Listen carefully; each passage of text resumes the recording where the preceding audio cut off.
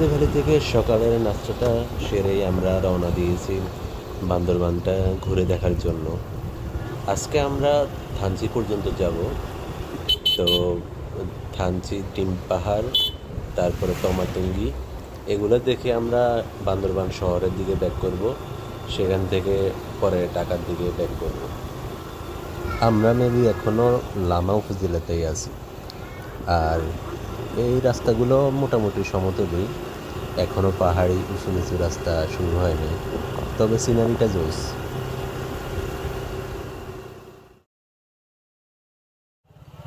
অনেকটা সময় সমতলে রাইড করার পরে এবার একটা ডাউন হিল পেলাম।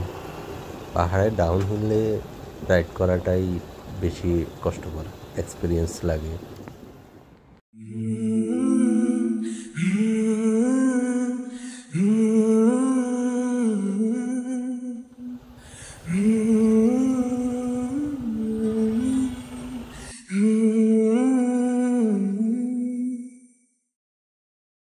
اللهم رحمتك أرجو فلا تكلني إلى نفسي طرفة عين। ডাউনহিলের পরে এবার মেবি আপিল শুরু। এবার দেখা যাবে জিক্সারের পাওয়ার কেমন, ফিলিয়ন সহ পাহাড়ে কতদূর পারফর্ম করে। اللهم لا إله إلا أنت لا إله إلا أنت وحدك لا شريك لك اللهم رحمتك أرجو فلا تكلني إلى نفسي طرفة عيني وأصلح لي شأني كله اللهم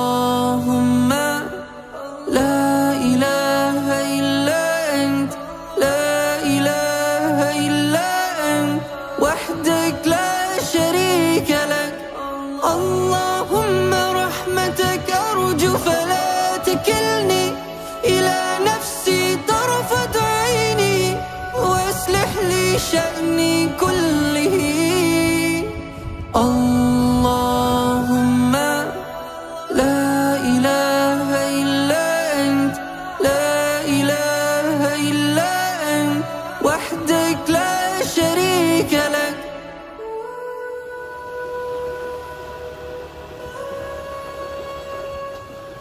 পেছনের ভিউ পয়েন্টটা সুন্দরই ছিল, তবে নাম জানি না। যে আমাদেরকে লিড দিচ্ছে সে খালি রাস্তায় চিনে, কোন জায়গার কি না কিছুই জানে না। আর আমি তো চিনি না, আমি এবারই ফার্স্ট টাইম আসছিলাম। ভিউ পয়েন্টটার আগে এক্সট্রিম কয়েকটা ডাউনহিল পেয়েছিলাম। এখন রাস্তা উপরের দিকে উঠতেছে, তবে এখনও এক্সট্রিম লেভেলের ওই রকম আফিল পাই নাই।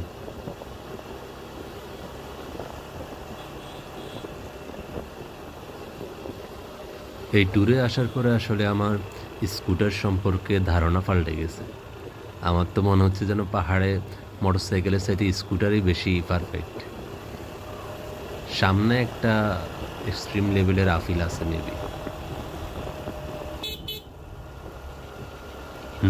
এটা ভালো রকমের এক্সট্রিম। যা বুঝলাম মোটরসাইকেলের ফার্স্ট গিয়ারে যা পাওয়ার আছে তা দিয়ে মেবি হিমালয় পর্বতে উঠা যাবে। জাস্ট ধরে রাখলে দেখি যে যত উৎসাহী হোক উঠে যাচ্ছে, ফিলিয়ন সহই, কোনো সমস্যা হচ্ছে না। আমার পাহাড় সম্পর্কে খুব একটা আইডিয়া নাই, তবে যা বুঝলাম পাহাড়ে রাত্রের বেলায় ভালো রকমের ঠান্ডা পড়ে। কালকে রাত্রে শীতই লাগছিল মোটামুটি, আর এখন মানে ভালো রকমের গরম। বাইক থামাইলে আমরা পুরা ঘেমে যাচ্ছি। আরও একটা আফিল, এইটাও মোটামুটি এক্সট্রিম, উপরে কিছু দেখা যাচ্ছে না। থানচি পর্যন্ত মেবি এরকম রাস্তা পাওয়া যাবে। I've been waiting, I've been hurting, 'cause I've been falling, I need your help. এখান থেকে পাহাড়গুলোকে সুন্দরী দেখাচ্ছে। পাহাড়ি রাস্তার দুই পাশে জঙ্গল গাছপালা থাকার কারণে পাহাড়গুলো ঠিকমতো দেখা যায় না। কিছু কিছু জায়গাতে খালি গাছপালা একটু কম থাকলে তখন আশেপাশের পাহাড়গুলোকে সুন্দরভাবে দেখা যায়।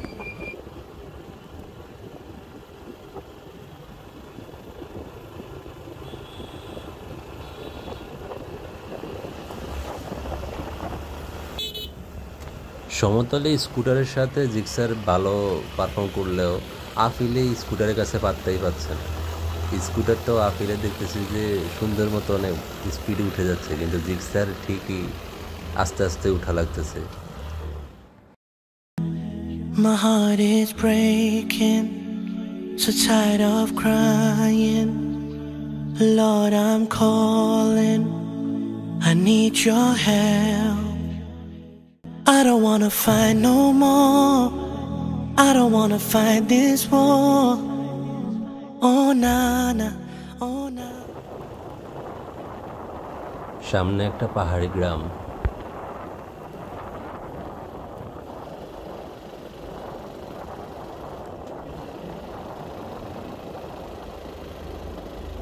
বাইক নিয়ে আফিলে ওঠার সময় যদি আগে থেকে কিছুটা স্পিড গেইন করা যায় তাহলে আফিলে উঠতে সহজ হয়। যদি স্পিড গেইন করা না যায় তাহলে এক গিয়ারে দিয়ে আস্তে আস্তে উঠা লাগে।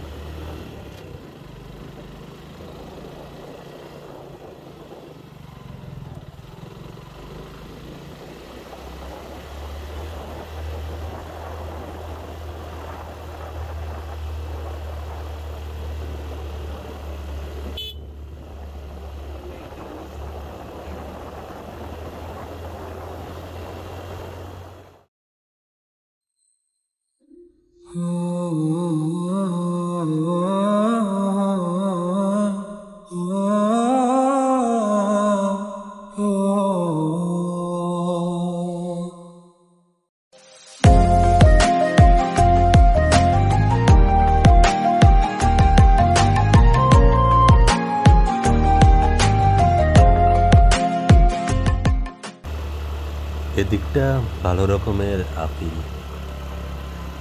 থানচি যাওয়ার আগে মনে হয় এটাই সবচেয়ে বড় আপিল। একদম কন্টিনিউয়াসলি রাস্তা উপরের দিকে উঠতেছে। বাইকের অনেক কষ্ট হচ্ছে, বুঝাই যাচ্ছে। গিয়ার একে রেখে চালানো লাগতেছে।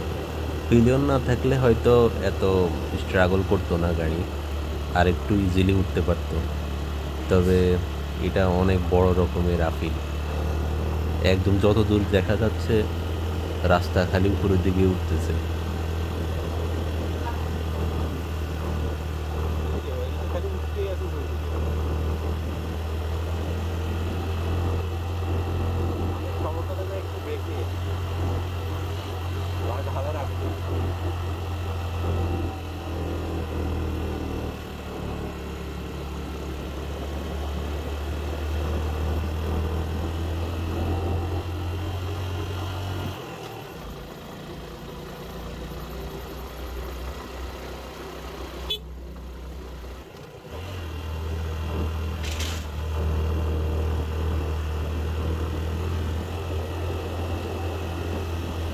অ্যাট লাস্ট আপিলটা শেষ হইল।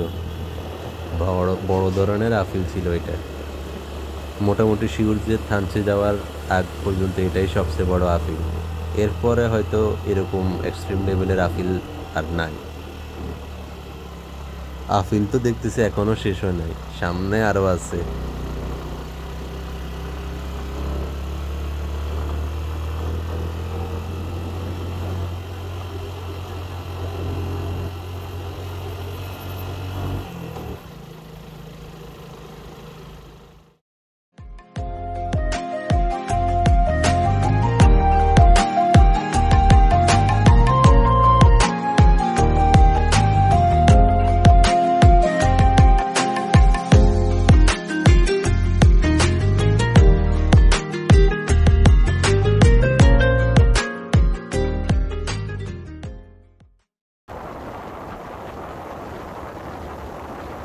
আমরা ডিম পাহাড়ের কাছাকাছি চলে আসছি।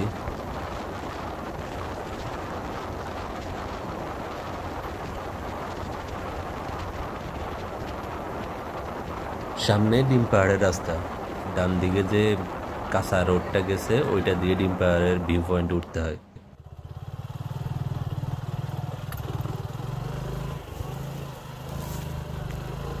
রাস্তার যে অবস্থা, শুকনা দেখে হয়তো রাস্তা দিয়ে উঠা যাচ্ছে, কিন্তু বৃষ্টি হলে এইটাই রাস্তাগুলো খুবই পিছলা হয়ে যায়। এবং এই পিছলা রাস্তায় বাইক রাইড করা খুবই risky.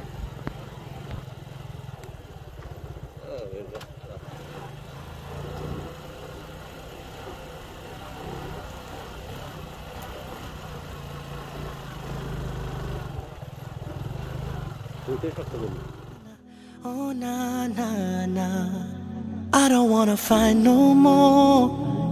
I don't wanna fight this war.